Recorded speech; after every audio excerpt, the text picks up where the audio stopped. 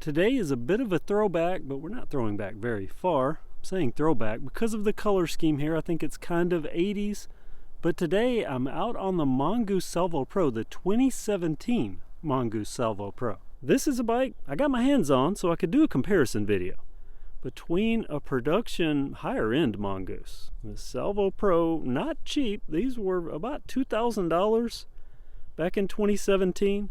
Now, when you can find them, because I think they're out of production, they're around $1,500 to $1,700. I think the last time I saw them. That's a lot of money for this. This is a good bike, and I'm going to go over, since I've been out on the trail with it a few times, my likes and dislikes. But let me tell you, that comparison video, my plan was to take the XR Pro, or Project XR, and line it with this with 5 different riders of varying skill levels, and have them ride both bikes and then give their assessment. I had trouble getting people to do that. So while I was waiting, I put this in the corner in the basement, and it's just sat there. And you know, I don't ride the XR Pro, Project XR, very much at all. It's just not it doesn't fit me well. Time went on, I moved on to other projects, hoping I could arrange some people. And about the time that it looked like I was gonna get some riders, the pandemic hit, and well, you know, been staying away from people. So hopefully I can make that happen, or I can do a comparison with just me riding both bikes, though I don't think that would be as good or as fun to watch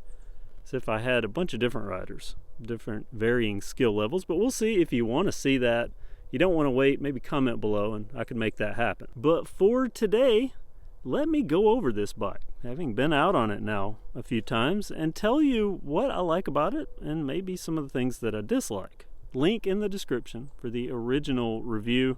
This headset out of the box, this was one that came with a few bearings missing on the lower headset, so I'm not going to rate the exposure headset on bad packing, because this was a repackaged bike.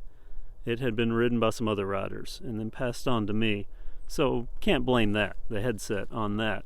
Now these bars, 720 millimeters wide, which is my preferred width out here on Wildwood, because we have a lot of trees that get narrow real quick, these not being them, but a lot of places where it gets narrow. And I found 720 not only fits my shoulder width perfectly, but works out well here. And these are core aluminum bars. I could probably go carbon fiber and shed a little bit of weight.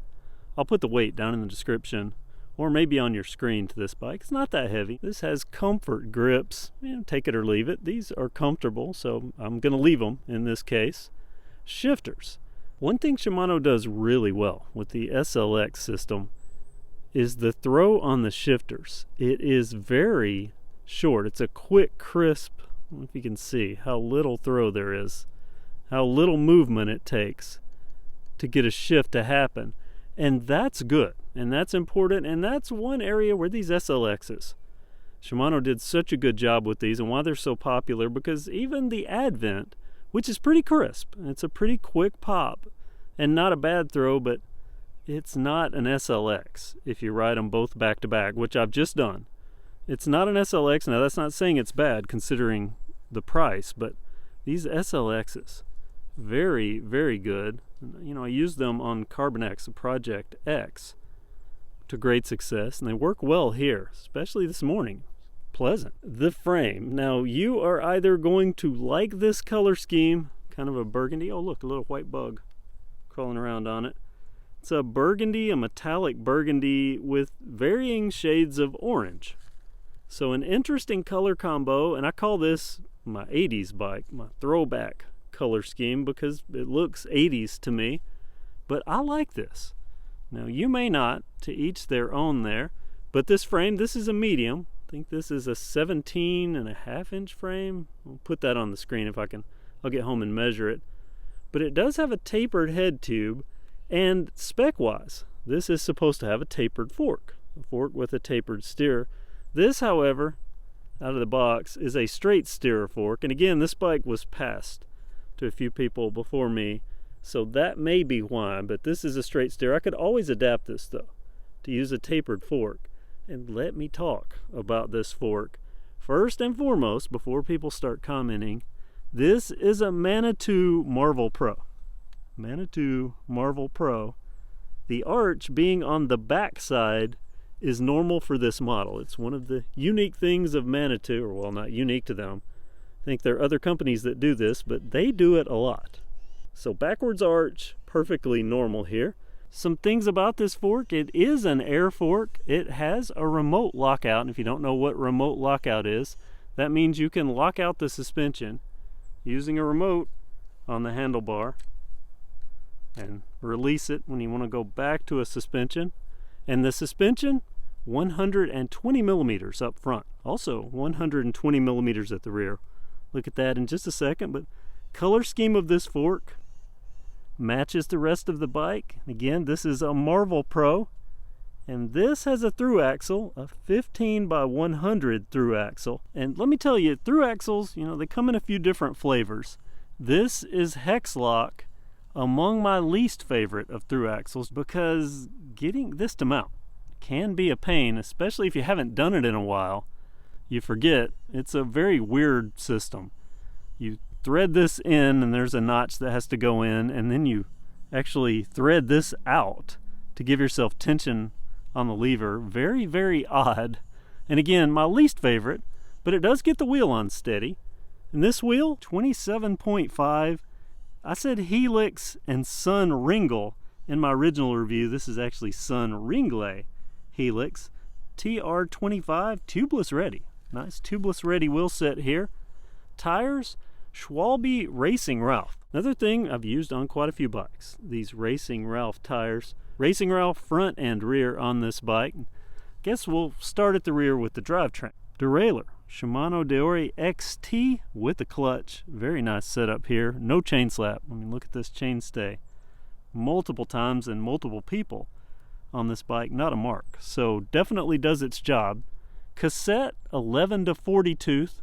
That's at the rear here. Up front, shifted via Shimano SLX derailleur. A Shimano 2x. Only 2 gears here. A lot of people like this. For these trails, if you don't have a 50 tooth or at least a 48, I think a 2x is a good setup here. 11 to 40 tooth in the rear. These two up front, 34-24. There's the Shimano crank arms. These pedals, saw these in the original review. Bontrager branded. I bought them at a local bike shop that's a Trek dealer, hence the Bontrager. Ironically, the orange doesn't really match the Trek orange as well as it matches this Mongoose orange. Perfect fit. Let me talk about this frame, because in the original review a lot of people said this was outdated, an outdated design. Well, first off, to me there is no outdated if it works, and this on these trails works very, very well.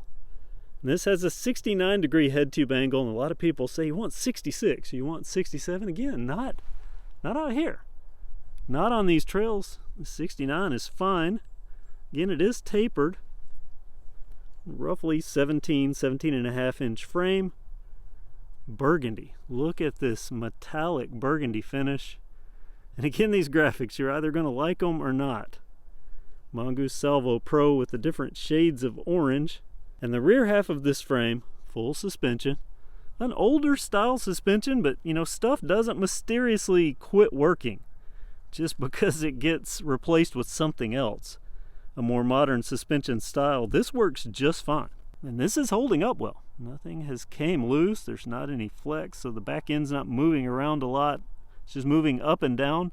120 millimeters of travel, just like the 120 for the fork up front, 120 here. And the rear shock, a Manitou Radium, also air. This has worked just fine for me. Is it the best and smoothest shock that I've ever ridden? No. Is it the worst? Definitely not, because it's not bad. Again, all this has held together well. There's a look at all the pivots. Very nice setup here, albeit dated, but you know, who cares if it works? And I still see bikes being made with this, so is it really dated if it's still being made? Let me go back to these crank arms for just a second. These Shimano Holotech crank arms. Two things about these. A lot of people don't want made in China. These are actually, see if I can zoom in here, made in Japan, and they're 175s. Which in my experience with 27.5 bikes, especially full suspension bikes, that's kind of long. And probably the reason that I have a few pedal strikes here or there with this bike. I may convert this to 170 crank arms just to eliminate that. It's not that it happens a lot. Check that out. Bird feather down there. It's not that it happens a lot, but it does happen, like today. I think I had 2 in places that I didn't feel I should have had them. At first, I checked this rear shock because I thought, well, maybe the air had drained somehow while I was riding it, but it was still fine. I think I'm gonna put 170 on this. Probably the one mod that I'll make here. Well, maybe another. This is a bike kind of begging for a dropper post. Unfortunately, there is no internal cable routing provisions. So that means I might finally try out one of those dropper posts with an external cable, because I think that would work well here. This saddle, I think they call this a Mongoose Expert. I call it brick. It gets pretty rough after any amount of time seated, but it does look good.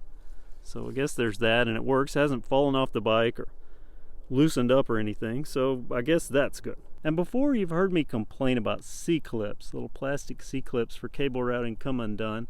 This has more fancy little channels here, but this front one always comes undone. I don't even put it in anymore. I just leave it like that, leave it open. And my one gripe with that, the only gripe really, other than, it would be nice if it were internal, but it's not any deal killer for me, but that one clip, just an annoyance. And these brakes, Shimano M447. See a lot of M315 or MT200 here on KevCentral. These slightly upgrades over at least the normal that I use. M447, 180 millimeter Shimano rotors, and that's 180 front and rear. A lot of times it'll be 180 up front, 160 in the rear, but 180 for both here. Now the rear wheel, it's a standard quick release, 135 millimeter spacing, so no through axle on the back, through axle only up front. Possibly the one bit of validity for the people that say this is a bit dated. Through axle up front, you would think through axle for the rear on a $2,000 bike, but not the case here. So in summary, I'm going to get back out on the trail and finish up my morning. I have some other filming to do today. This Mongoose Salvo Pro, I like this bike. I should probably be riding it much more because it is a nice riding bike, and among the smoothest shifting bikes that I have in my stable, a very, very nice. Sometimes things just come together. So comment below with your thoughts on my morning ride here with this Mongoose Salvo Pro, this 2017 Mongoose Salvo Pro. Also, if you do want to see the comparison between this and Project XR, and if I should change this to an externally routed dropper post. And if you haven't already, be sure you're subscribed and you have that notification bell active so you don't miss any videos. A couple of e-bike videos I'm finishing up, so I'll have those soon.